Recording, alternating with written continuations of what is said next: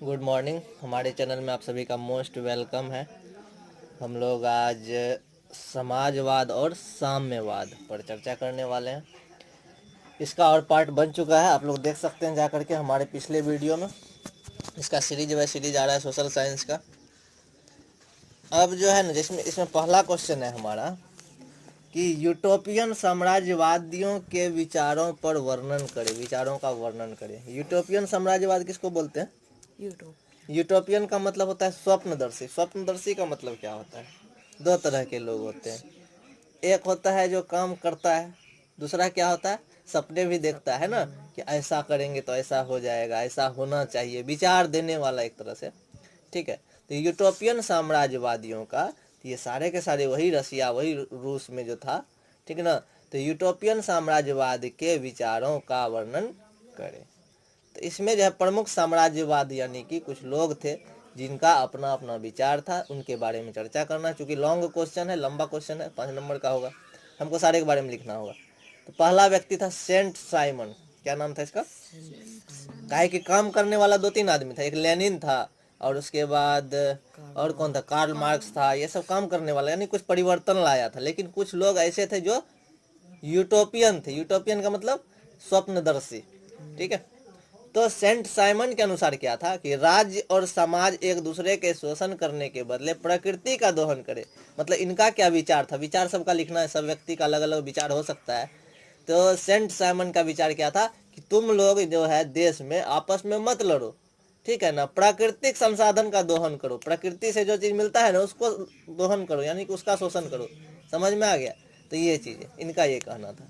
लेकिन ये प्रकृति का भी ज्यादा दोहन करने से भी नुकसान है। लेकिन इनकी जो समझ थी, इन्होंने अपने हिसाब से क्या कहा, राज्य और समाज एक दूसरे से न लड़के, बल्कि क्या करे, एक साथ मिलकर के प्रकृति का दोहन करे। इसीलिए तो राज्य क्यों बोला, राज्य कैसे एक साथ मिलेगा? तो सोचो, उस समय सोवियत संघ के अंदर बहुत सारे देश थे ना, अभी ना टूट गया, लेकिन उस समय सोवियत संघ का मतलब क्या था, बहुत सारे देशों का एक समूह था, उसी को तो सोवियत संघ कहते थे। तो सेंट साइमन के बारे में आगे पता चल गया कि राज्य और समाज आपस में न लड़े, बल्कि आप लोग एक साथ मिल करके प्रकृति का दोहन करें। समाज को गरीब वर्ग के भौतिक एवं नैतिक उत्थान के लिए कार्य करना चाहिए। दूसरा बात भी बढ़िया बोला ये, कि समाज को जो है ना, गरीब वर्ग को आगे बढ़ाने के लिए काम करना चाहिए। ठीक है ना, भोज खाने के लिए पंचायती बैठाने से ज़्यादा बेटर होगा कि सप्ताह सप्ताह में रोज पंचायती बैठाया जाए, संडे संडे को, ताकि जो गरीब वर्ग के लोग हैं उसको कैसे आगे बढ़ाया जाए, उसको कैसे शिक्षित किया जाए, उस कैसे समाज के और तबकों के बराबर लाया जाए। इन सब चीज़ों पर यदि चर्चा हो तो ज़्यादा बेटर होगा। ठीक है, तो कहीं ना कहीं समाज को क्या करना चाहिए, भौतिक एवं नैतिक उत्थान। भौतिक का मतलब क्या हो गया, पैसा से, घर से, कपड़ा से, ये सब भौतिक हो गया, गाड़ी होना चाहिए, ये सब चाहिए। नैतिक उत्थान का मतलब क्या हो गया, सोच समझदारी बढ़ना चाहिए। क्या चीज़ बढ़ना चाहिए? सोच और समझदारी भी बढ़ना चाहिए। नैतिक का मतलब व्यवहार, विचार, ये सारी चीज़ें। इसमें किसको आगे बढ़ाना चाहिए? गरीब को मदद करना चाहिए उसको आगे बढ़ाने में। और खास करके सेंट साइमन का एक नारा था, प्रमुख नारा, कि प्रत्येक को उसकी क्षमता के अनुसार तथा प्रत्येक को उसके कार्य के अनुसार। बात समझ में आ गया होगा कि प्रत्येक यानी सभी व्यक्ति को उसकी क्षमता के अनुसार, इसका एक नारा ही था। जैसे कि हमारे महात्मा गांधी दिए थे ना, भारत अंग्रेजों भारत छोड़ो, उसी तरह से प्रत्येक को उसकी क्षमता के अनुसार और प्रत्येक को उसकी कार्य के अनुसार। तो सिंपल सा बात है, किसी भी व्यक्ति को यदि आमदनी होना है यानी पैसा कमाएगा तो उसके क्षमता के अनुसार ही, जितना उसको कैपेसिटी हुआ उसी हिसाब से। ऐसा नहीं है कि उसको जो कोई आदमी जो है 5 क्लास के बच्चे को पढ़ाने के लायक भी नहीं है, उसको हम जो है कॉलेज वाला पेमेंट दे रहे हैं, तो वो तो गलत हो जाएगा फिर। तो ये चीजें, तो प्रत्येक को उसकी क्षमता के अनुसार और प्रत्येक को उसके कार्य के अनुसार। तो ये प्रश्न भी पूछ सकता है, क्वेश्चन में रहेगा कि प्रत्येक को उसकी क्षमता के अनुसार, प्रत्येक को उसके कार्य के अनुसार, किसका नारा था? तो हम लोग बताएंगे सेंट साइमन का। अगला जो व्यक्ति था जो यूटोपियन साम्राज्यवाद का विचारक था, चार्ल्स फोरियर। चार्ल्स फोरियर का क्या विचार था? यह नहीं चाहते थे कि उद्योग लगे। क्या नहीं चाहते थे? उद्योग लगे। आधुनिक औद्योगिकीकरण का विरोधी था यह। क्यों? इसके पीछे भी रीजन था, क्योंकि यह जानता था कि यदि बड़ा बड़ा फैक्ट्री लग जाएगा तो जो छोटे उद्योग वाले हैं, मध्यम उद्योग वाले हैं, जो घर में छोटा मोटा बिजनेस करते हैं, उसका बिजनेस बंद हो जाएगा, है ना। अभी हम यदि सेवई सेवई बनाते हैं, हम लोग सेवई वाला मशीन ले आए, बनाएंगे गाँव में, तो क्या होगा, हमारा बिकेगा? हमको नहीं लगता है बिकेगा, क्योंकि बढ़िया से पैकेट में बना हुआ आता है, पतला पतला महीन महीन, वो खाने में उसका एक अलग टेस्ट है ना। और हम बनाएंगे तो क्या होगा, लोग उसको जल्दी नहीं पकड़ेगा। कारण क्या हो गया, क्योंकि बड़ी बड़ी फैक्ट्री लग गई है, वहाँ बन रहा है, वो आसानी से बन जाता है, ठीक है ना। हम थोड़ा महंगा भी बेचेंगे क्योंकि हमको मेहनत लगता है, ऐसा हो सकता है। तो ये चीज़ें, ये नहीं चाहते थे कि उद्योग लगे देश में। ये तो हो गई ऐसी बातें। इसके अनुसार श्रमिकों और मजदूरों को छोटे नगर और कस्बों में काम करना चाहिए। तो बात वहीं पर पहुंच गया। तो हम लोगों ने क्या देखा, चार्ल्स फॉरियर क्या चाहता था, उसका क्या विचार था कि उद्योग नहीं लगना चाहिए रूस में, ठीक है ना। क्योंकि उससे क्या होगा, जो छोटा मोटा कारोबारी उद्योग लगा दिया, बहुत बड़ा फैक्ट्री लगा दिया, गूगल यहाँ पर जो है फैक्ट्री खोल दिया पिपरा में, क्या होगा, किसको नौकरी मिलेगा, यहाँ के मजदूर को मिलेगा? नहीं मिलेगा, है ना। कैसे मिल पाएगा, गूगल में वो काम कर ही नहीं पाएगा। तो सिंपल सी बात है। तो ये इसका यही कहना था, जो श्रमिक लोग है ना, अपने अपने शहर में, अपने अपने अगल बगल के शहर में काम करो, दूर जाने की आवश्यकता नहीं है ना। चार्ल्स का दो विचार हो गया, चार्ल्स फॉरियर का। पहला, उद्योग नहीं लगना चाहिए। दूसरा, श्रमिक और मजदूर को छोटे नगर में या छोटा कस्बा में काम करना चाहिए, ठीक है, यहाँ तक कोई प्रॉब्लम नहीं है। तीसरा व्यक्ति जो था, जो यूटोपियन साम्राज्यवाद का विचारक था, लुई ब्ला, नाम बहुत सुंदर है, लुई ब्ला। इसके अनुसार क्या था, आर्थिक सुधारों को प्रभावकारी बनाने के लिए राजनीतिक सुधार आवश्यक है। सिंपल सा बात है। तो हम लोग इस अपने देश का उदाहरण ले लेते हैं। देखो, जैसे कि भारत में है, सन 1947 में भारत आजाद हुआ, और उस समय से अभी तक क्या होता है, प्रत्येक साल बाढ़ आता है, प्रत्येक साल बाढ़ आता है ना। तो कहीं ना कहीं यहाँ पर प्रॉब्लम कहाँ है, तो ये है प्रॉब्लम, राजनीतिक प्रॉब्लम, ठीक है ना। राजनीतिक स्थिति में क्या है, प्रॉब्लम है। जो नेता आता है और वो जो है अपना फंड लगाया, पैसा कमाया, गायब हो गया, जनता को बस उल्लू बनाना है ना। नहर यदि बना के रखता, पूरा जाल बिछा के रखता, तो बाढ़ कहीं नहीं आता, ये चीज हो जाता ना। लेकिन अभी तक नहीं किया है। देखो, टीचर सबको भर्ती कर दिया स्कूल में, मान के चलो उसके पास उतना क्वालिफिकेशन नहीं है, उतना नॉलेज नहीं है। क्वालिफिकेशन डिग्री रहने से नहीं होता है कुछ, ठीक है ना। बच्चा को हम किस तरह से पढ़ा पाते हैं, वो नॉलेज होना चाहिए, वो नहीं है। और हमारे स्कूल में है टीचर, तो वो क्या करते हैं, अपने हिसाब से पढ़ा देते हैं, बच्चे समझे या नहीं समझे। बहुत जो तेज बच्चा होता है समझ जाता है, जो भोंदू बच्चा होता है नहीं समझ पाता है। तो कहीं ना कहीं क्या हो गया कि आर्थिक स्थिति को सुधारने के लिए सबसे पहले किसको सुधारना पड़ेगा, राजनीतिक सुधार। ये किसका कहना था, लुई ब्ला का। समझ में आया। यदि राजनीतिक स्थिति सुधर जाएगा तो आर्थिक स्थिति ऑटोमेटिक सुधर जाएगा, है ना। अभी जैसे कि चीन जो है हमला कर रहा है, गलवान घाटी में बदमाशी किया था, ठीक है ना। वहां पर क्या हो गया, इतने दिन में, मात्र 2 महीना के अंदर भारत इतना हथियार खरीदा जितना कि वो जो है आजादी के बाद से नहीं खरीदा था। तो कैसे खरीदा, तो जरूरत पड़ गया। यही काम यदि शुरू से करता तो प्रॉब्लम ही नहीं होता। चीन नजर उठा के नहीं देखता एक बार भी। तो ये चीजें, तो लुई ब्ला का विचार भी समझ में आ गया। क्या था, आर्थिक सुधारों को अच्छा बनाने के लिए, प्रभावकारी बनाने के लिए हमें कौन सा सुधार करना होगा, राजनीतिक सुधार आवश्यक होगा। रॉबर्ट ओवन, इसके अनुसार संतुष्ट श्रमिक ही वास्तविक श्रमिक है। सही बात है। रॉबर्ट ओवन का क्या कहना था कि जब तक श्रमिक संतुष्ट ना हो तब तक जो है क्या होगा, वो ओरिजिनल श्रमिक नहीं है, वो वास्तविक श्रमिक मजदूर नहीं है। कहने का मतलब क्या था, इन्होंने क्या किया, मजदूर के लिए थोड़ा सा काम कर दिया। एक फैक्ट्री खोला, फैक्ट्री में मजदूर को रखा, मजदूर को अच्छे से सुविधा दिया, है ना। जो मजदूर को चाहिए, जरूरत की चीजें जितना कम से कम होना चाहिए, उसकी मजदूरी, उसको खाने की व्यवस्था, रहने की व्यवस्था, जो भी होता है अपने तरफ से भरपूर कोशिश किया। क्योंकि देखो, कोई भी सिस्टम चलता है तो उसका हर एक आदमी खुश रहना चाहिए, ताकि तब ना कंपनी में अच्छे से काम करेगा मजदूर।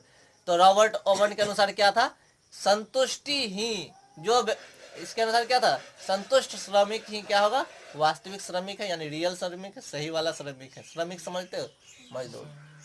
कार्ल मार्क्स क्या बोला, कार्ल मार्क्स के अनुसार श्रमिकों के कष्टों एवं कार्य दशाओं पर विशेष ध्यान देने की आवश्यकता है। यह भी श्रमिक के ही पक्ष में बोले। क्या बोले, उनके कष्ट, उनके स्थिति के बारे में विशेष ध्यान देने की आवश्यकता है, ठीक है। हम लोग किसके किसके बारे में देखें, सेंट साइमन के बारे में, ठीक है, जिसका क्या विचार था, सेंट साइमन का क्या विचार था, सेंट साइमन का बता बता।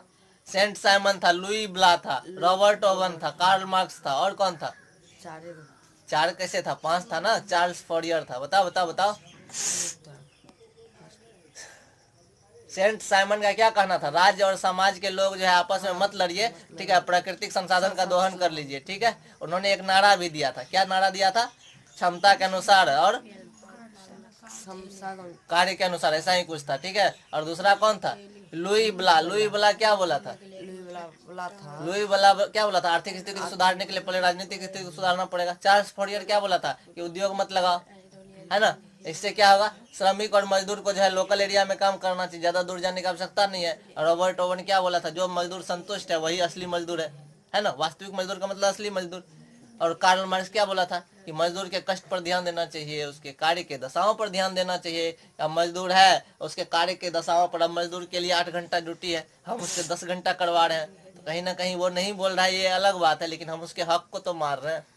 ठीक है, आगे बढ़ते हम लोग, यहाँ तक समझ में आ गया होगा। तो अब है कार्ल मार्क्स की जीवनी तथा सिद्धांतों का वर्णन कीजिए। ठीक है, बहुत अच्छा क्वेश्चन है। कार्ल मार्क्स की जीवनी, तो कार्ल मार्क्स ऐसे भी हीरो थे वहां के। तो जन्म इनका हुआ 5 मई 1818 में। जैसे हमारे यहाँ महात्मा गांधी, उसी तरह वहां पर कार्ल मार्क्स, लेनिन, स्टालिन, ये सारे नेता थे। तो हमारे यहाँ कार्ल मार्क्स का जन्म कब हुआ था? 5 मई 1818 ईस्वी को। और 1917 ईस्वी को, यानी 99 साल बाद हमारे देश में चंपारण सत्याग्रह हुआ था, याद है ना। तो ये चीजें, तो जन्म हुआ इसका 5 मई 1818 ईस्वी को। जन्म स्थान जर्मनी के राइन प्रांत के ट्रियर नगर में। कहाँ पर जन्म हुआ था? जर्मनी के राइन प्रांत में, ठीक है, ट्रियर नामक नगर में। यहूदी परिवार में इसका जन्म हुआ था। किस परिवार में?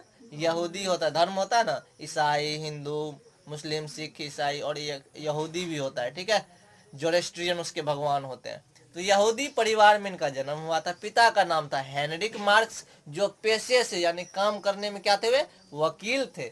मार्क्स हीगल के विचारों से प्रभावित थे। कौन थे मार्क्स हीगल के विचारों से प्रभावित? Karl Marx. ठीक है, तो होता है ना, सब कोई व्यक्ति किसी न किसी चीज से प्रभावित होता है ना। जैसे महात्मा गांधी से प्रभावित हम है, मान के चलो कि जिद्दी हो गया था, लाठी लेके अंग्रेजों के पास पहुंच जाता था, ठीक है ना, बोलता था हम जैसे भी होगा हम तो करेंगे, ठीक, मन में प्रण कर लिया था, भले हल्ला नहीं करता था, शांत रहता था, लेकिन अपना टारगेट फिक्स कर लिया था। महात्मा गांधी का तो यही था। ट्रेन से उसको उठा के फेंक दिया गया था, उसी दिन प्रण लिया था, बाबू हमको तुम ट्रेन से उठा के फेंका है, हम तुमको पूरे भारत से उठा के फेंक देंगे। किसको? अंग्रेज को। तो कहीं ना कहीं उनके विचारों से बहुत सारे लोग प्रभावित है। कोई कोई सुभाष चंद्र बोस के विचारों से प्रभावित है, बहुत सारे लोग है ना, तुम मुझे खून दो मैं तुम्हें आजादी दूंगा, ऐसे वाली बात। तो यहाँ पर जो है कार्ल मार्क्स हीगल के विचारों से प्रभावित थे। 1843 में बचपन के एक मित्र जेनी से विवाह किया, यानी कि बचपन में ही दोस्त था एक लड़की जिसका नाम जेनी था, उससे बाद में ये शादी कर लिया। राजनयिक और सामाजिक इतिहास पर मॉन्टेस्क्यू और रूसो के विचारों का अध्ययन किया। ठीक है ना, क्योंकि देखो पढ़ोगे ना, पुस्तक पढ़ोगे, जैसे मेरे पास एक सुभाष चंद्र बोस की जीवनी है, कभी पढ़ना चाहिए, नहीं पढ़ता है तो हम क्या कर सकते हैं, उससे बहुत कुछ सीखने को मिलेगा। जितना ज्यादा स्टडी करोगे वो ज्यादा बेटर है। तो यहाँ पर राजनीतिक और सामाजिक इतिहास पर, राजनीतिक मतलब पॉलिटिक्स, और सामाजिक इतिहास पर किसके किसके बारे में पढ़ा? मॉन्टेस्क्यू और रूसो के विचार। ये दो व्यक्ति थे जिनके विचार किस किस चीज पर दिए गए थे? सामाजिक इतिहास पर और राजनीतिक इतिहास पर। ठीक है, तो इन दोनों पर उन्होंने अध्ययन किया। अच्छी दोस्त थी एक जिसका नाम था फ्रेडरिक एंगेल्स। क्या नाम था? Friedrich Engels. कार्ल मार्क्स और एंगेल्स दोनों एक साथ मिलकर के एक घोषणा पत्र बनाया था जिसका नाम था साम्यवादी घोषणा पत्र, जिसके बारे में हम लोग ऑब्जेक्टिव में पढ़े थे पिछले लेक्चर में। कार्ल मार्क्स को समाजवाद का जनक कहा जाता है। कार्ल मार्क्स को क्या कहा जाता है? समाजवाद का जनक कहा जाता है। उसके बाद समाजवाद का जनक का मतलब क्या हो गया? समाजवाद क्या होता है? समाज सोशलिस्ट। समाजवाद को इंग्लिश में सोशलिस्ट बोलते हैं, और साम्यवाद को इंग्लिश में कम्युनिस्ट बोलते हैं। कम्युनिटी का मतलब होता है जातिवाद, और उधर हो गया तुम्हारा सोशलिस्ट, समाजवाद। ठीक है, तो आगे देखते हैं। तो कार्ल मार्क्स को क्या कहा जाता है? जैसे हम लोग कहते हैं ना महात्मा गांधी को राष्ट्रपिता कहते हैं। राष्ट्रपिता का मतलब हो गया ना जनक, तो समाजवाद का पिता किसको कहा जाता है? कार्ल मार्क्स को। ठीक है, क्वेश्चन यदि हेरफेर कर दिया बच्चा को फंसाने के लिए तो फंस ना जाना। ठीक है, तो 1867 में दास कैपिटल नामक पुस्तक की रचना की। कब? 1817 में। कौन सा पुस्तक? दास कैपिटल पुस्तक की रचना की। मृत्यु हुआ इसका 14 मार्च 1883 ईस्वी में। और 1893 ईस्वी में स्वामी विवेकानंद अमेरिका के शिकागो नामक स्थान पर गए थे धर्म सम्मेलन में भाग लेने के लिए, जहां पर गीता को सबसे नीचे रखा गया था, सभी धर्म के किताब को ऊपर रखा गया था, और सबसे अंत में इसको बुलाया गया था। चूंकि हिंदुस्तान का उस समय कोई वैल्यू नहीं दे रहा था, तब जब इन्होंने भाषण दिया तो इन्होंने क्या बोला था? मेरे प्यारे भाई एवं बहनों, ब्रदर एंड सिस्टर। ठीक है ना? इंग्लिश बोला था। हाँ जी, इंग्लिश बोला था। और संत व्यक्ति थे। जरूरी नहीं है कि देखो सबको शादी करने की आवश्यकता नहीं, ज्ञान की आवश्यकता है। ज्ञान के आगे अब स्वामी विवेकानंद का सब रिस्पेक्ट करता है, क्यों नहीं करेगा। जब भाषण दिए तो बोले क्या कि मेरा जो ये गीता सबसे नीचे है ना, इसीलिए नीचे है क्योंकि उसके अंदर इतनी क्षमता है, ऊपर जितने ग्रंथ रखे हुए हैं सारे का सार उसमें दिया हुआ है, सारा का मटेरियल उसमें है। पतली सी किताब है लेकिन इस पूरे किताब में जो चीज़ है ना, सारा चीज़ आपको उसमें मिल जाएगा। इसका मतलब गीता में कैपेसिटी है सबका भार ग्रहण करने का, भले हड्डी क्यों नहीं है। यदि नॉलेज है, हमारे पास ज्ञान है, हमारे पास वो टैलेंट है, तो कोई फर्क नहीं पड़ता है, ठीक ना। तो ये चीज़ है। तो इनकी मृत्यु कब हुई थी कार्ल मार्क्स की? तो 14 मार्च 1883 को, जबकि 64 वर्ष के थे, ठीक है। इसकी पत्नी 2-3 साल पहले मर गई थी, ठीक है ना। तो और 15 महीना पहले इसकी पत्नी मरी थी, 15 महीना पहले, 1881 या पता नहीं, जो भी हो, 1-1.5 साल पहले तो पत्नी मर गई थी, वही जेनी, और इसके बाद ये भी मर गए थे। कार्ल मार्क्स के सिद्धांत, इसी क्वेश्चन में दो चीजें, एक है कि कार्ल मार्क्स का जीवनी क्या है, जीवनी लिखो। उसके बाद कार्ल मार्क्स का सिद्धांत क्या है। तो कार्ल मार्क्स के सिद्धांत द्वंदात्मक भौतिक सिद्धांत, कैसा? द्वंदात्मक भौतिकवाद का सिद्धांत होना चाहिए। एक बात सही है, ये द्वंदात्मक भौतिकवाद का सिद्धांत क्या होता है कि दो व्यक्ति के बीच में भौतिकवाद का ही सिद्धांत होना चाहिए, प्रोग्रेस करने का। जैसे कि देखो, रूस और अमेरिका के बीच जो शीत युद्ध खत्म हुआ, उसके बाद से जो था ना, दोनों आगे बढ़ने के होड़ में लग गया, ठीक ना। अमेरिका कंप्यूटर का आविष्कार कर दिया, ये वो डिजाइन कुछ भी। अब रूस क्या करता, तो रूस जो था इधर मोटर व्हीकल, गाड़ी, ट्रक, ये वो, ये सब बनाना शुरू कर दिया। तो दोनों में कंपटीशन था, आगे कौन बढ़े। तो ये चीजें होनी चाहिए। कार्ल मार्क्स भी यही चाहता था। लड़ाई किस चीज का होना चाहिए? आगे बढ़ने का होना चाहिए। लड़ाई भोज खाने का कहीं भी नहीं होना चाहिए, है ना। लड़ाई कंपटीशन किस चीज का होना चाहिए? अपने बच्चे को कैसे आगे बढ़ाए, उसका बच्चा पढ़ रहा है, बहुत मेहनत कर रहा है, हम क्यों नहीं आगे बढ़ाए, हाँ, चाहे जैसे हो। तो इस चीज की लड़ाई होनी चाहिए। तो द्वंदात्मक भौतिकवाद का सिद्धांत होना चाहिए। वर्ग संघर्ष का सिद्धांत होना चाहिए। वर्ग संघर्ष का मतलब क्या होना चाहिए? प्रत्येक जाति को, प्रत्येक समाज के अलग अलग तरह के तबके के लोग, अलग अलग जाति के लोग, जो भी हो, तो उन सबको किस चीज का सिद्धांत होना चाहिए? संघर्ष का सिद्धांत होना चाहिए। क्योंकि जीवन है तो जीवन में संघर्ष है, और संघर्ष इसलिए करना चाहिए ताकि हम लोग आगे बढ़ सकें। इतिहास की भौतिकवादी व्याख्या, हाँ ये भी बात सही है। इनका एक सिद्धांत क्या था? इतिहास की भौतिकवादी व्याख्या, ठीक है ना। इतिहास में ये मत दिखाओ कौन किससे लड़ा, कौन किससे नहीं लड़ा। भौतिकवादी व्याख्या करो इतिहास की, है ना, ताकि लोग सीखे कि अरे वहाँ पर, जैसे हम लोग हड़प्पा सभ्यता पढ़ते हैं, मोहनजोदड़ो सभ्यता पढ़ते, देखते हैं वहाँ पर पक्की ईंटें थी, नालियाँ पक्की थी, और उसके बाद जो था सड़क एकदम चौड़ा होता था। तो वो सब चीज़ें सीखने वाली चीज़ें हैं। तो वो क्या हो गया? भौतिकवादी व्याख्या। ताकि हमको ये शर्म होना चाहिए कि हमारे नाला में पानी भरा रहता है, पानी पास भी नहीं करता है। हड़प्पा सभ्यता में अच्छी नाली थी, ऊपर ढक्कन लगा हुआ था, अभी ढक्कन भी नहीं लगा होता है। तो ये चीजें कहीं ना कहीं हमारे को प्रभावित करता है। चौथा था मूल्य एवं अतिरिक्त मूल्य का सिद्धांत होना चाहिए। मूल्य एवं अतिरिक्त मूल्य का क्या होना चाहिए? सिद्धांत होना चाहिए। एक बच्चे पढ़ता है ना, तो बच्चे को जो है, अब कहेगा कि हमको चॉकलेट चाहिए, उसको यदि चॉकलेट दे देते हैं तो बच्चा फिर कहेगा दूसरे दिन चॉकलेट लो, फिर देते जाओगे, ठीक ना। यदि उसको क्या करो, मूल्य या अतिरिक्त मूल्य का सिद्धांत लागू कर दो। कहने का मतलब क्या हो गया? बाबू तुम एक चैप्टर बना लो, तुमको हम एक गिफ्ट देंगे, उसको पेंसिल दे दो, चॉकलेट खिला दो, तब एक अलग बात होती है ना। यदि 2 चैप्टर करेगा तुमको 2 चॉकलेट देंगे, 4 चैप्टर कंप्लीट कर लिया 4 चॉकलेट देंगे। तो बच्चा क्या करेगा? काम करेगा, क्योंकि उसको पता है कि हमको टॉफी मिलने वाला है ना। एक कुत्ता को कैसे ट्रेनिंग दिया जाता है? हाथ में एक रोटी रख लो, ठीक है, पहले बोलो उसको हाथ दो, ऐसे करके पैर देगा, सिखा धीरे धीरे, ठीक है, तब फिर उसको एक बिस्किट खिला दो, फिर सिखाओ, फिर बिस्किट खिला दो। उसको लगेगा कि ना कि हमको मिलेगा जब हम ये काम करेंगे। तो अभी देख लो मेरा कुत्ता है ना, उसको ऐसे करेंगे तो हाथ ऐसे दूसरा पैर निकाल देगा वो। तो ये चीजें होता है। तो मूल्य के अतिरिक्त मूल्य का सिद्धांत ये जरूरी है ताकि लोग प्रोग्रेसिव हो, है ना। तो मूल्य यहाँ नहीं दिया जाता है। मूल्य किस चीज का दिया जाता है? गलती करो तो 2 थप्पड़ लगा देगा, वो मूल्य मिल जाएगा। अच्छा करो तो शाबाशी नहीं मिलेगा, ठीक है ना। अब इस पे मेरा दोष मत देना कि जब बढ़िया नंबर आता है तो शाबाशी नहीं मिलता है, तो गुरुजी को ही शाबाशी नहीं देता है। पढ़ी होगी महात्मा गांधी का, हम लोग कहानी पढ़ रहे थे, है ना। महात्मा गांधी को जो है ना, मतलब टॉर्चर ही टॉर्चर किया जा रहा था। उसका गुरुजी कम नंबर देता था, इसको शाबाशी भी नहीं मिलता था। तो टीचर का एक अलग उद्देश्य होता है, लेकिन हमारे समाज का, हमारे सोसाइटी का ये चीजें होनी चाहिए। राज्यहीन एवं वर्गहीन समाज की स्थापना। और इन्होंने क्या बताया? ऐसा समाज होना चाहिए जहाँ कोई 10 देश नहीं होना चाहिए, अलग अलग राज्य नहीं होना चाहिए, कोई जाति नहीं होना चाहिए। वैसी समाज बहुत बेहतर होगा। तो मार्क्सवादी कार्ल मार्क्स का कौन कौन सा सिद्धांत था? द्वंदात्मक भौतिकवाद का सिद्धांत, वर्ग संघर्ष का सिद्धांत, इतिहास का भौतिकवादी व्याख्या, मूल्य एवं अतिरिक्त मूल्य का सिद्धांत, राज्यहीन एवं वर्गहीन समाज का स्थापना, ठीक है। जैसे देखता होगा कि बिहार शिक्षा में सबसे तेज कौन है आगे, केरल है, तो उसको भी प्राइज मिल जाता है, मान चलो। तो उसको क्या मिला, मूल्य मिला, वैल्यू की। पूरे भारत में सबसे ज्यादा शिक्षित 100% कहाँ, तो केरल में। सबसे कम कहाँ, तो बिहार में, इसको भी मूल्य मिला। तो ये मूल्य मिला तो क्या हुआ, इसको लगेगा अरे हम इतना पिछड़े में, हमको मेहनत करना चाहिए, हमको आगे बढ़ना चाहिए। तो ये चीज है, ठीक। तो मूल्य मिलने से क्या होता है, लोग में डेवलपमेंट होता है, हम लोग आगे बढ़ते हैं। कार्ल मार्क्स के अनुसार कौन कौन से ऐतिहासिक चरण है, तो ऐतिहासिक चरण जैसे हमारे यहाँ क्या है, भारत में ऐतिहासिक चरण है। एक को बोलते हैं प्राचीन भारत का इतिहास, एक को बोलते हैं मध्यकालीन भारत का इतिहास, एक को बोलते हैं आधुनिक भारत का इतिहास। उसी तरह से कार्ल मार्क्स का क्या विचार था, तो उनके अनुसार इतिहास के प्रमुख चरण कौन कौन है। आदिम साम्यवादी युग, एक समय होता था जब जंगल में आदमी घूमता था बिना कपड़े का, वो सब आदिम जमाने का व्यक्ति था। वो लोग नाखून रखता था बड़ा बड़ा, गाय भैंस को फाड़ के मांस खा जाता था, उसका कच्चा मांस चबा चबा के एकदम ताजा ताजा। तो आदिम साम्यवादी युग, इनके अनुसार। दूसरा क्या था, दास्ता का युग। दास्ता का युग भी हुआ गुलामी का। पहले क्या होता था, गुलाम हो जाता था, तुमको हम रख लिए, ठीक है ना, तुम मेरा गुलाम है मान चलो, तुमको हम किसी को गिफ्ट में दे दिए, तब तुम उसका गुलाम हो गया, ऐसे होता था। तो दास्ता का युग, तो पहला युग कौन सा था, आदिम साम्यवादी युग। दूसरा था दास्ता का युग।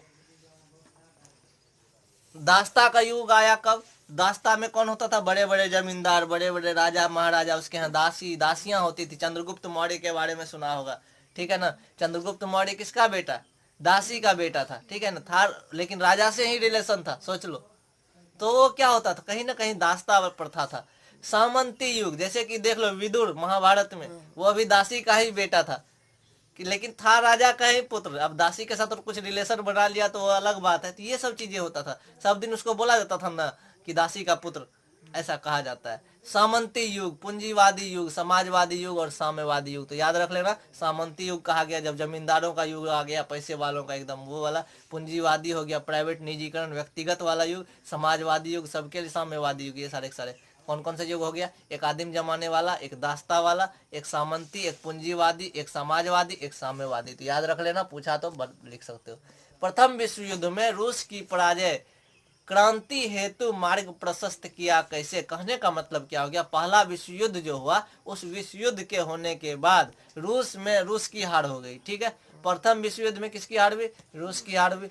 तो रूस के हार होने से वहां पर क्रांति का मार्ग कैसे प्रशस्त हुआ, यानी क्रांति कैसे शुरू हो गया, क्या ये सही बात है, प्रशस्त किया था मार्ग। तो उस पे है ये कि प्रथम विश्व युद्ध में रूस की पराजय क्रांति हेतु मार्ग प्रशस्त किया, क्योंकि जनता में असंतोष की भावना थी। यहाँ जहां तक बात करें तो कुल मिलाकर के क्या था कि राजा का शासन था उस समय, ठीक ना। और राजा ऐसा नहीं होता है एक आदमी सही है तो कुछ बहुत सारा आदमी गलत होता है उसमें। तो हुआ क्या कि कोई नहीं चाहता था कि रूस युद्ध में जाए, चला गया युद्ध में, सैनिक का स्थिति खराब हो गया, बहुत सारे सैनिक मारे गए रूस के। तो इसका जो राजा था ये खुद से नेतृत्व कर लिया सेना का, ठीक है। जार निकोलस नाम था, ठीक ना। जैसे ही वो सेना के साथ चला गया युद्ध में शामिल होने के लिए, इधर जो है इसकी पत्नी जिसका नाम था जरीना, और गुरु का नाम था रासपुटिन, दोनों था बेईमान था, षड्यंत्र रचना शुरू कर दिया, यानी लूटना घसोटना भ्रष्टाचार करना। और उसके बाद क्या हो गया, जनता में तो असंतोष फैलेगा। तो षड्यंत्र के कारण राजतंत्र की प्रतिष्ठा गिरा दिया, लोगों का राजतंत्र से विश्वास खत्म हो गया। ऑटोमेटिक लोग विरोध करेगा, क्योंकि लोग टैक्स देता है, टैक्स नहीं देता, तुम भी टैक्स नहीं देते सरकार को, तुमको कोई फर्क नहीं पड़ता। तुम टैक्स देते हो, सरकार का सिस्टम का यूज करते हो, रोड पे का यूज करते हो ना, सड़क का, बिजली का। तो ये सब चीजें तो कहीं ना कहीं हमको यूज करते हैं। तो हम तो यदि मेरे खिलाफ सरकार काम करेगी तो हम तो विरोध करेंगे, वही हाल हो गया यहाँ पर। समझ में आ गया क्यों किया, क्योंकि जनता में असंतोष हो गया। क्यों असंतोष हुआ, तो जार निकोलस की अनुपस्थिति में, चूंकि जार निकोलस कहाँ चला गया था, युद्ध में, उसकी पत्नी जरीना और गुरु रासपुटिन। इसका ऑब्जेक्टिव क्वेश्चन भी था, ध्यान से देख लेना। षड्यंत्र के कारण क्या हो गया, राजतंत्र का प्रतिष्ठा गिर गया। निकोलस जब तक था तो अच्छा शासन चल रहा था, लेकिन लोगों का विश्वास भी खत्म हो गया, तो लोग आंदोलन करना शुरू कर दिया। अब अगला क्वेश्चन है कि नई आर्थिक नीति मार्क्सवादी सिद्धांतों के साथ समझौता था कैसे। नई आर्थिक नीति क्यों लाया, मजबूरी बस लाया। किसने लाया, तो लेनिन ने लाया, ठीक है। लेनिन ने क्या लाया, नई आर्थिक नीति, ठीक है, नई आर्थिक नीति लाया। लेकिन ये क्या किया, जो मार्क्सवादी सिद्धांत था वहां पर रूस में, उसके साथ ये समझौता करना पड़ गया। चूंकि हुआ क्या कि हम लोग पढ़े थे कि रूस में जो है ना बहुत सारे भाषा बोलने वाले लोग रहते थे, बहुत सारे अलग अलग तरह के लोग रहते थे। तो वो सोचे कि तो वही चीज यहाँ पर बताने वाले हैं। पहला पॉइंट क्या था कि लेनिन एक कुशल सामाजिक चिंतक एवं व्यवहारिक राजनीतिज्ञ था। क्योंकि क्या था, सामाजिक चिंतक था। चिंतक का मतलब समझते हो, ठीक है। चिंतक का मतलब ये नहीं कि जो है सिर्फ जो है कुछ ही बातों पर चर्चा करे, वो हर चीज सोचता था। समाज कैसे डेवलप हो, कैसे आगे बढ़े, कैसे जो है हमारा देश का पूरा विश्व में नाम हो, इस तरह से सोचता था। तो वह एक कुशल सामाजिक चिंतक था, व्यवहारिक राजनीतिक भी था, राजनीतिक भी था, पॉलिटिक्स में भी दिमाग लगाता था। लेनिन के अनुसार क्या था कि वह जो उसका जो साम्राज्यवादी व्यवस्था था, मार्क्सवादी सिद्धांत था, उसको पूरे रूस पर लागू नहीं किया जा सकता था एक साथ, ठीक है। इसलिए नहीं किया जा सकता था क्योंकि रूस में अलग अलग देश से मिला हुआ था सोवियत संघ, और अलग अलग देश था, अलग अलग उसमें क्या था, रीति रिवाज था, हर चीजें अलग अलग थी। तो उस पर यदि एक साथ थोपते तो ज्यादा विरोध हो जाता। अब हम थोप, भारत में हमारे यहाँ 1600 से अधिक भाषा बोली जाती है, कन्नड़ बोला जाता है, तमिल बोला जाता है, बहुत सारी भाषाएं। हम उसको कहेंगे हिंदी बोलो तुम जबरदस्ती, तो विरोध होना शुरू हो जाएगा, है ना। अलग अलग राज्यों की अलग अलग भाषा है, वो लोग को हिंदी बोलने नहीं आता है, इंग्लिश बोलने आता है, कन्नड़ बोलने आता है। तो हम, तो इस प्रश्न का आंसर क्लियर हो गया कि नई आर्थिक नीति जो है मार्क्सवादी सिद्धांतों के साथ समझौता था। समझौता इसीलिए था क्योंकि जो है लेनिन के अनुसार क्या था कि समाजवादी व्यवस्था को लागू करना एक साथ संभव नहीं था, और एक साथ पूरी पूंजीवादी दुनिया से, प्राइवेट दुनिया से, हर जगह समाजवादी अपना नियम लागू नहीं कर सकते पूरे दुनिया पर, क्योंकि पूंजीवादी दुनिया था। बाकी उधर अमेरिका, यूरोप, सारा सारा इंग्लैंड, फ्रांस, ये सब क्या था, पूंजीवादी, यानी कि पैसे वाला, प्राइवेटीकरण, निजीकरण, ये सब करने में आगे रहता था। वो लोग इन्वेस्ट करता था दूसरे देश में जाकर के, ताकि जो है वो उसका गुलाम बन जाए, इस तरह से। तो कहीं ना कहीं पूरे पूंजीवादी दुनिया से ये टकरा भी नहीं सकता था अकेले, जैसे अभी चीन का हाल हो गया है ना। हालत पस्त है, क्या करे क्या ना करे उसको समझ में नहीं आ रहा है, उसका सामान नहीं बिक रहा है, उसका प्रोडक्ट बाहर नहीं जा रहा है। पैसा कहाँ, पैसे पर न सब खेला है, पैसा है तो तुम्हारे पास सब चीज़ है। हमारे एक सर थे जिसका नाम नीरज कुमार था, पटना के ऑर्गेनिक पढ़ाते थे, वही बोलते थे, देख बेटा, ठीक ना, हम भले 11th 12th पास हैं, ठीक है, इंजीनियरिंग वाले लड़के को पढ़ाते हैं, नंबर 1, नंबर 2 करोड़ों कमाते हैं, ठीक ना, IAS IPS को पॉकेट में रखते हैं। तो पॉकेट में कौन रखता है, पैसा बोलता है। पैसा है तुम्हारे पास तो सब चीज़ तुम्हारे साथ है, पैसा नहीं है तो कोई नहीं है तुम्हारे साथ में, ठीक ना। अपना खास सम खास आदमी छोड़ के भाग जाएगा। तो यही चीज इसके साथ था। लेनिन ने क्या बोला, एक साथ पूरे विश्व में या पूरे अपने रूस में जो है हम समाजवादी व्यवस्था लागू नहीं कर सकते हैं, और एक साथ हम किसी से लड़ भी नहीं सकते हैं पूंजीवादी व्यवस्था से, ठीक है। तो ये दो चीज था, इसीलिए इन्होंने नई आर्थिक नीति ले आया, ताकि क्या हुआ, बिजनेस के नियम में, और नई आर्थिक नीति के बारे में कल बताए थे, तो उसको देख लेना, ठीक है। तो ये चीज है। साम्यवाद एक नई आर्थिक नीति और सामाजिक व्यवस्था थी। कैसे साम्यवाद कैसे था एक नई आर्थिक नीति और सामाजिक व्यवस्था, तो इसके बारे में बताया गया। देखो यहाँ पर क्या किया गया, साम्यवाद नीति लाया गया, ठीक है, जो कि कहा गया एक नई आर्थिक और सामाजिक व्यवस्था थी। ये क्या था, तो निजी संपत्ति को राष्ट्र की संपत्ति घोषित की गई। जितने जितने लोग था जो निजी संपत्ति बोल रहा था, बहुत बड़ा बड़ा जमीन मेरा है, ये है वो है, उन सब चीजों को क्या कहा गया, राष्ट्र का संपत्ति, देश का संपत्ति घोषित कर दिया। एक फायदा ये किया। दूसरा, उत्पादन, वितरण और बाजार पर हम लोग क्या देखे थे, पूंजीवादियों का नियंत्रण हो गया था बीच में। तो उत्पादन, वितरण और बाजार पर किसका नियंत्रण कर लिया, फिर से राजकीय नियंत्रण कर लिया, क्योंकि बाद में फिर राजा ही बन गया था यहाँ पर। जैसे अभी देख लो, व्लादिमीर पुतिन कौन है राष्ट्रपति वहाँ का, व्लादिमीर पुतिन, वहाँ का रूस का राष्ट्रपति है। वो अभी से जब तक मन रहेगा तब तक वह रूस का राष्ट्रपति रह सकता है, ठीक है ना। तो वो लोग का एक अलग ही सिस्टम है, साम्यवादी व्यवस्था। तो वहां पर क्या था, तो दो काम किया, किस चीज में सामाजिक व्यवस्था के अंतर्गत, एक तो निजी संपत्ति को देश का संपत्ति घोषित किया, उत्पादन, वितरण और बाजार पर फिर से किसका हो गया अधिकार, राजकीय नियंत्रण, राजा का नियंत्रण, ठीक है। समाज के विशेषाधिकार को प्राप्त करना अमीर गरीब बराबर हो गए। क्या हो गया, समाज में जो विशेष अधिकार था कुछ लोगों को, उस विशेष अधिकार को ही समाप्त कर दिया गया, ठीक है ना। बड़े बड़े लोगों को कुछ विशेष अधिकार दिया था राजा, उस अधिकार को समाप्त कर दिया गया, अमीर गरीब सब बराबर हो गया। तो ये चीज किया, साम्यवादी व्यवस्था क्या कर दिया, इक्वलिटी ला रहा था, हर कोई बराबर हो जाए। तो ये चीज है। लेनिन के 3 नारे थे। कौन कौन सा नारा, जैसे सुनता होगा कि रोटी कपड़ा मकान, ये वाला भी कुछ नारा है हम लोग के यहाँ, उसी तरह से वहां भी था।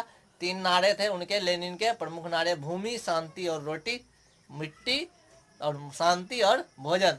कम से कम इंसान को ये चीजें चाहिए। हमारे यहाँ क्या था, रोटी कपड़ा मकान, हाँ जी।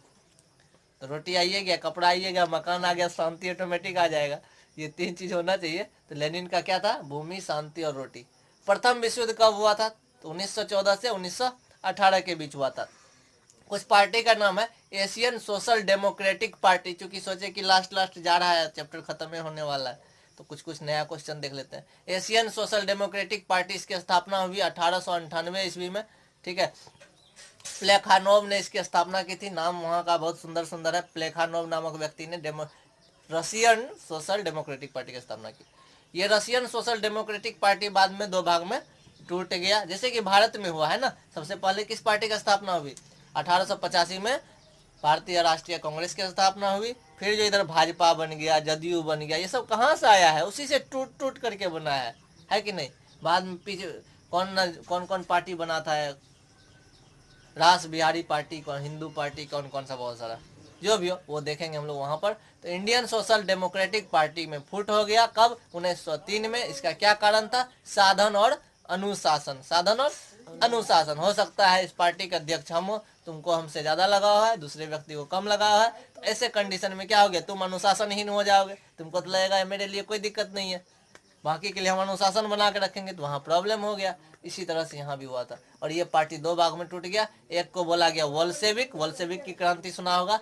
मेनसेविक, है ना, वोल्शेविक और मेनसेविक। वोल्शेविक क्या बोला?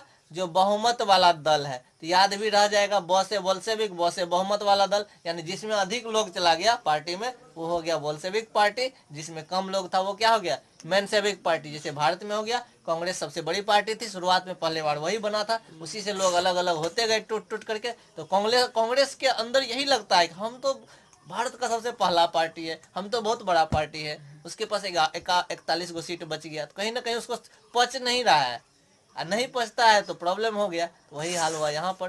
तो बहुमत वाले पार्टी को कहा गया वोल्शेविक, और बिना बहुमत वाले यानी जिसको कम बहुमत था उसको मेनसेविक कहा गया। बहुमत का मतलब जिसमें कम संख्या। एक और पार्टी बना सोशलिस्ट रिवॉल्यूशनरी पार्टी। ये जो है 1901 में बना। इसका मुख्य उद्देश्य क्या था? किसान के मांगों को रखना किसके सामने? सरकार के सामने। अब एक और प्रश्न है, इतना हम लोग पढ़ रहे हैं तो पढ़ ही लेते हैं। समाजवाद। समाज क्या होता है? समाजवाद किसे कहते हैं? तो सामाजिक आर्थिक क्षेत्रों के नई विचारधारा को ही क्या कहते हैं हम लोग? समाजवाद कहते हैं, ठीक है ना। जब इतना ही हमको सोसाइटी को लेकर, समाज को लेकर के, है ना, जाति को लेकर के, हर चीज को लेकर के इतना उत्सुक रहते हैं, तो हम लोगों को एक नियम बना लेना चाहिए, एक संविधान बना लो, ये नियम होना चाहिए, तब ना होगा। तब उस नियम के हिसाब से सब चलो, तब कोई नियम तोड़े तो सजा दो, ठीक है। लेकिन वो चीजें तो चलेगी नहीं, क्योंकि जो है इसी तरह का एक था कम पंचायत, खाप पंचायत, कहाँ पर? राजस्थान, हरियाणा या राजस्थान में, हरियाणा में या राजस्थान में, ठीक है। खाप पंचायत अपना कानून बना रहा था, लेकिन संविधान हमारे यहाँ है ही, तो इस कानून की आवश्यकता नहीं है ना। तो ये चीजें, तो हम लोग इस तरह से 2 चैप्टर खत्म कर दिए हिस्ट्री का। इसके बाद हम लोग देखते हैं अगला कौन सा चैप्टर लेकर के आते हैं। सारा सोशल साइंस में ही है लेक्चर, ठीक है ना। तो कहीं इतिहास भूगोल करके नहीं बना रहे हैं, तो कंटिन्यू ये चलते रहेगा पार्ट एग्जाम को लेकर के, ठीक है। धन्यवाद, मिलते हैं। अच्छा से याद करो तो लोग।